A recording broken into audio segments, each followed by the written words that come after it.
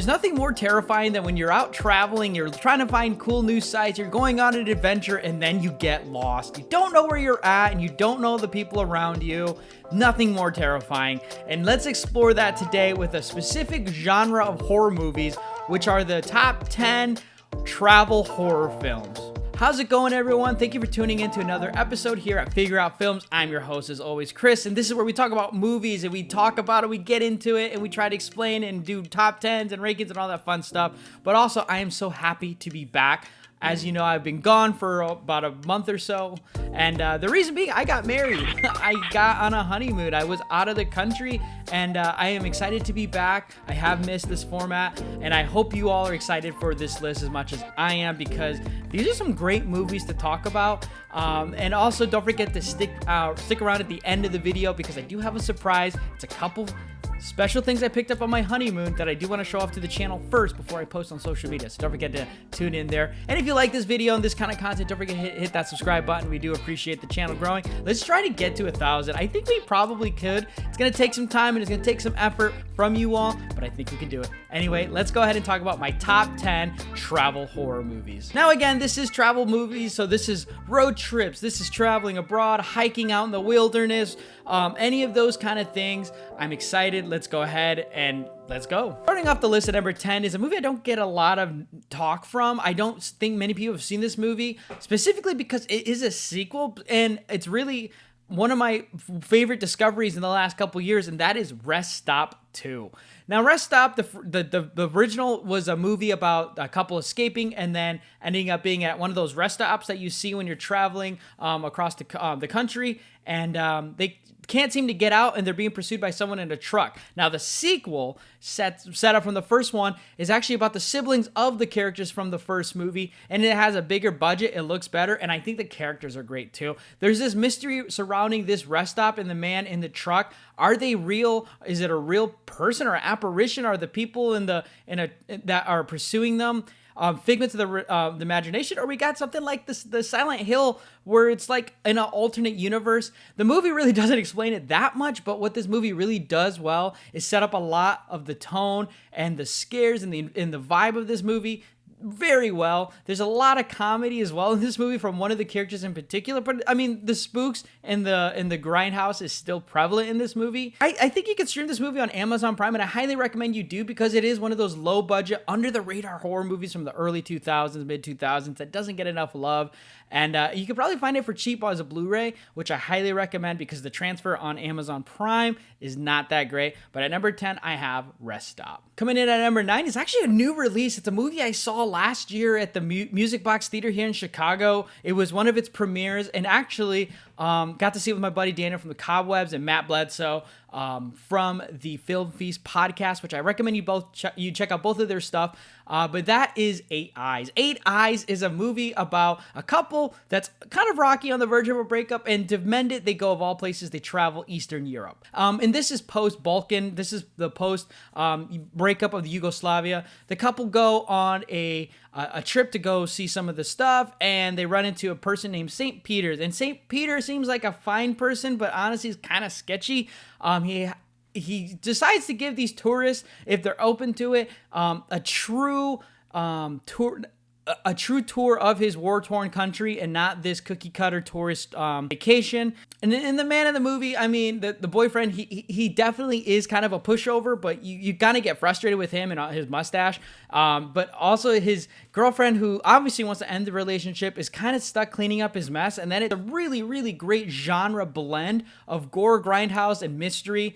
Honestly, as a first film by the director, who's part of the Joe Bob Briggs crew, I believe, it was a truly great movie. It's a really entertaining movie, and it's got some supernatural elements, but honestly, it does show a lot of his inspiration on its sleeve. And actually, you can pre-order it now through Vinegar Syndrome's website, which I highly recommend you do, because it is a great movie, and I think it's going to be a fan favorite when it comes out. So at number 9, I have Eight Eyes. Coming up, number 8 is a movie that I saw a couple years ago, and it has to do with a European tour again, and that is Spring. Now, Spring, it's a Benson and Morehouse film. If you're not familiar with the filmmakers, they've done films like Resolution and Endless, but Spring is a blend of H.P. Lovecraft meets a Richard Linklater sort of love story. So basically, the characters of Evan meets a girl named Louise in Italy, I believe, and they kind of start off hot and heavy. But the thing is, Evan is an American and he's avoiding immigration. He doesn't want to go back to the U.S. He's in love with Louise, and Louise is kind of the local girl who also travels, I believe, and they fall in love and they decide to run away in the countryside and live together in Italy and tour Europe together.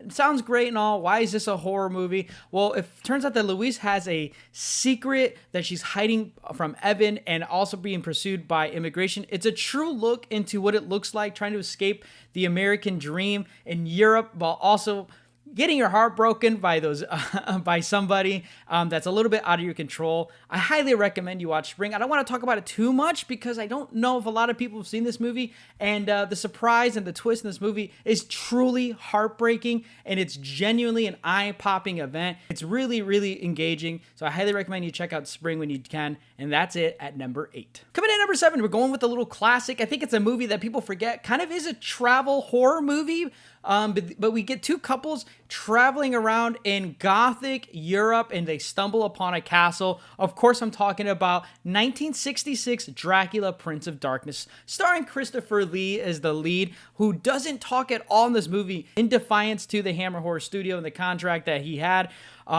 It is a travel horror movie because you do have the two couples from England, I believe, who are traveling through the mountainside, and then they see this beautiful castle. Despite the warnings from the locals not to go that far, they decide, let's go ahead and visit it because we're white Europeans, and I'm sure that's going to be okay. No one's going to have an issue with that, except maybe, I don't know, the Prince of Darkness. So Dracula, as you know, in the Horror of Dracula, ended up dying from Van Helsing, and in this movie, again, he dies, but he's trying to get resurrected through his henchmen, and these two couples honestly look like the perfect reason for him to rise from the grave and go on and do Dracula shit. I really do enjoy this movie. I think this movie wasn't genuinely received well, and I don't think many people who like Hammer movies enjoy Prince of Darkness, and that was me at first, but on a rewatch, I've genuinely come to really enjoy this Christopher Lee Dracula movie.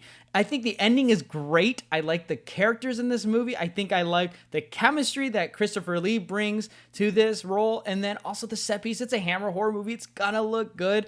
And it's kind of comical at some aspects, but it plays it straight as a movie. And I can't help but enjoy it just a little bit. It also pairs very well with Plague of the Zombies, which if you checked out my other videos, which you can check out right here, I like Plague of the Zombies, and this was the original double bill, and it's a pretty airtight double bill. So go ahead and check out Dracula, Prince of Darkness. Coming in number 6 is an underrated 80s slasher. So my gorehounds, I hope you're excited for this one. This is a movie that doesn't get enough love, and I think it kind of falls behind a lot of the heavy hitters of the 80s slashers, and that is the 1981 film Just Before Dawn. Now, this is a outdoor camp gone wrong slasher movie. I think it was really trying to replicate and ride off the coattails of Friday the 13th, and honestly, which movie in the 80s wasn't trying to? But with this movie, it kind of is its own thing. You get a unrevealed killer and his family in this movie. You get these campers who are hiding out and just trying to do, 1980s teenager things. I don't know. I'm not that old, despite the mustache making me seem so. But this is a movie where kids or teenagers go out and try to party and drink and do all those stereotypes that we think in these 80s movies. What I also like most about this is it plays off the tropes of being lost in the wilderness. You get to see things like in Blair Witch, like signs within the forest. You get locals warning these kids not to go out there, and you get locals also freaking out that it's some sort of demon or some sort of devil that's out in the woods. And it's actually very hard to get for a long time. I picked this up through Kino Lorber sale long ago. It is a Code Red release as well, so you can get this for pretty cheap. And why wouldn't you want to pick up an 80s slasher movie on the cheap? So check this movie out. If you like something like In a Violent Nature, which I just saw like a couple weeks ago, fantastic movie. Great stuff. Don't forget to check out Daniel from Cobwebs and his review on that movie as well. It was a great review. Great movie. That's the more serious meditative version, I feel like, of this movie. When I was watching In a Violent Nature, I felt like the reverse of Just Before Dawn, honestly, in a little bit. So definitely check out Just Before Dawn. And I'd love to hear your thoughts in the comment on this underrated, I think underseen slasher movie. Coming at number 5 is a movie that's part of a franchise that I haven't really invested that much in yet, because I plan to, but this was a fairly recent rewatch a couple years ago, and I still can't stop thinking about this movie, especially its incredible opening. And at the number 5 slot, I gotta give it to, I don't have the disc version, but I do have the collection. It's Wrong Turn, but the 2019 Wrong Turn film. Now, Wrong Turn, as a franchise I'm unfamiliar with, I can't wait to nosedive deep into it, but from what I understand, it's a franchise about people going out into the woods and discovering whether it's a lost civilization or people who just live in the woods, like Appalachian or some sort, and they play off like this hills have eyes sort of trope. Not familiar. If somebody in the comments have seen this franchise, sell it to me down in the comments below. But at least for Wrong Turn 2019, what I love about this movie is, one, it's the filmmaking. It's a gorgeous looking movie. It was well directed, but also because the characters were all fully fleshed out, and they were all engaging. And honestly, the kills and the dramatic sequences were truly heart-pounding. They do not split any expense on the blood and the violence in this movie. It truly is terrifying, and it feels very real as well. Again, these are just people out hiking, I believe, in the mountains, and then some tragedy strikes, and then they discover this civilization in the wilderness who will not let them go. And you have to see how they survive. I don't want to spoil it because it is a truly great movie. But if you are looking to enter into the Wrong Turn franchise, I can confidently say that Wrong Turn 2019 would be a good starting point, because it doesn't feel like it's part of a franchise. It feels like it's truly kind of a soft reboot remake of a kind, and I really did enjoy it. Also, the ending is one of the more unique endings of this movie. It feels very serious throughout, and then it kind of plays it for a little camp at the end of the movie. Again, the mystery of this movie really is something to see, so I highly recommend Wrong Turn 2019. Coming in at number 4 is, I gotta put this iconic movie, but it's gonna have a twist. That is the Texas Chainsaw Massacre, and not Tobe Hooper's iconic first Texas Chainsaw Massacre, but I'm actually talking about the 2002 remake film, Texas Chainsaw Massacre. And no, not the beginning, although the beginning is quite a spectacle, but I'm talking about that original remake from 2001, 2002, I believe. The reason I have to put this above the original is because it kind of is its own thing, but it also feels more of a road trip tourist movie compared to the first one. The first one, just friends in a camp and they hate each other, and then they're still going to a destination. In the Texas Chainsaw Massacre, I feel like in the remake they're trying to get through this town, and the town won't let them get out because the town is run by a corrupt police officer who's part of the Sawyer family at the time. And I also just love Leatherface in this movie. He's so big and brutal and scary. And then also because it does truly feel like they stumbled upon this disaster. There's some good jokes in this movie as well. There's some comedy bits. But also this movie is very brutal. Not only because these kids are traveling across through Texas, but they're actually trying to escape the Vietnam War as well, which again, I didn't get to live through, but it sounds terrifying to navigate that through. And when they run into the police officer who seemed to be a little too patriotic, had a problem with it, the suspense of the movie just dials up to 10 at that point. There's truly a lot of gore in this movie. There's a weird orange filter throughout this that I really enjoy. This movie is just dirty and grungy, and again, it wears its heart on its sleeve, and I really applaud it. It makes a very good lasting impact on me because of those things, and I kind of want to see some more love from the horror community for this movie because it is, I think, a little bit more unique when we talk about remakes, especially those early 2000s, mid 2000s remakes. I feel like Texas Chainsaw Massacre kind of needs to be up there as one of the better ones made. Like, why don't we have an Arrow release or Arrow announcement of that, but we have 2009 or 11, whatever, Friday the 13th coming out, when we already have a box set from Arrow. I mean, I love Arrow, but man, I need that Texas Chainsaw Massacre remake before we get that. I highly recommend you check it out. You can actually stream it on HBO Max. And if you think it's just another one of those remakes, buddy, I have a huge surprise for you. Check that movie out. Coming in at number 3 is another movie I really enjoy, and it's about camping in the woods. Of course, I'm talking about Eli Roth's early 2000s Cabin Fever. Again, a truly unique horror movie that also blends comedy, horror, and gore. I saw this movie when I was in college, and honestly, I love this movie. It kind of wears its heart in its sleeve. It's unabashing. It's of its time as well. this movie about these college students going out into a camp to just drink beer, have premarital sex, and just get into whatever they can get into. But it goes wrong when somebody gets sick from the group and that virus starts to spread. A little bit early genre of the zombie trend of the early 2000s, mixed in with kind of like that strong graphic gore. I gotta give Eli Roth credit for this Cabin Fever movie because it truly is a unique horror movie that makes me always second guess if I want to go camping in a cabin. But also it has some truly iconic lines in this movie and scenes. And if you're ever at a general store, I usually think to this movie and I always get terrified. And if you've seen this movie, you'll know why. All right, coming in at number 2 is a very iconic movie, which I think is one of the most iconic travel horror movies, and that's a Euro trip gone wrong in An American Werewolf in London. John Landis' classic movie about David and Jack traveling through England and then both being attacked by a werewolf. And then Jack unfortunately has to die, and then David has to live with this curse of the werewolf, falls in love with a girl. Unfortunately, he has this curse, and it's just all the comedy, all the laughs, but also all the heartbreak. This movie truly is heartbreaking. And it also has some truly great horrifying sequences. The werewolf in this movie, the Kessler Wolf, is truly a sight to behold. It's great practical effects. That transformation scene is truly legit. And I gotta give An American Werewolf in London its due. It's a great movie, and it's at number 2. Coming in at number 1 is one of my all-time favorite movies, and that is Rob Zombie's House of a Thousand Corpses. We're talking about the 1970s Tobe Hooper-inspired horror movie where a bunch of friends are traveling across the backwoods of America, documenting sideshow attractions for a book, and they stumble upon one about Captain Spaulding, and they decide that their curiosity can't be stopped, and they end up running into the Firefly family, which they find out is the House of a Thousand Corpses,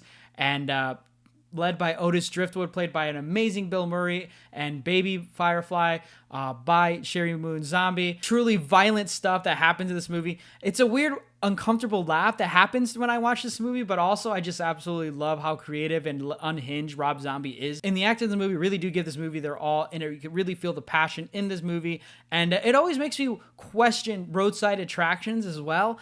With a great score, a young Walter Goggins. Check out House of a Thousand Corpses. Just ignore all the hate that you hear from the internet about Rob Zombie and his movies, and check this movie out. It's an annual watch for me, and it's one of the best travel movies ever. And that is my top 10 list of the best travel horror movies. Which of those have you seen, and which ones do you recommend that I missed out on that should have been on this list? Let me know down in the comments below. If you like these kind of rankings and these videos, don't forget to hit that subscribe button. I'd love to see more people subscribe, and I like to see more comments down below. So yeah. Thank you so much for the support. And let me go ahead and show you that last surprise I wanted to show. Now, when I was in Bali, I actually ran into a really great Facebook marketplace seller. Again, I'm in Bali and I find a Facebook marketplace seller. He gave me a great price because I was visiting, and he got me some great stuff that's hard to find in the States. And I didn't have to pay any shipping or any taxes or anything. Let me show you what I got. First one being from NECA. This is the Devil May Cry Player Select figure. This is hard to get. I got this for under 50 bucks. Which is insane because this thing is hard to get. They can't even get this anymore. Truly legit. Don't have to worry about bootlegs at all. Super happy to have this. Devil May Cry is one of my favorite franchises, and this is a NECA figure as well. Fully posable, brand new as well. Next, because I love Final Fantasy, I've been getting to the Final Fantasy Play Archive figure line. He got me one from Final Fantasy 15. That is the Noctis figure. Again, paid an incredibly great price for this brand new in box. Don't have to worry about eBay scalping prices and shipping and taxes. A straight up price. He met me at the airport and I got this bad boy. And then finally at the airport on the way home, my new wife allowed me to get this because of the price. They have to pay taxes, shipping, and it's sold out on Sideshow Collectibles.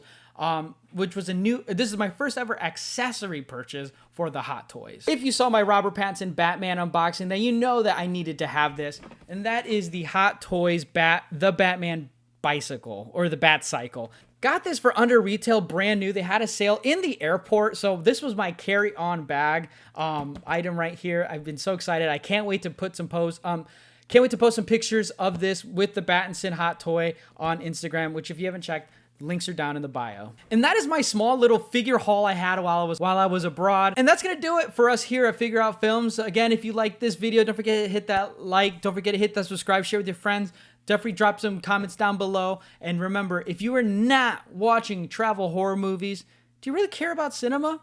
Other than that, I'll see you next time.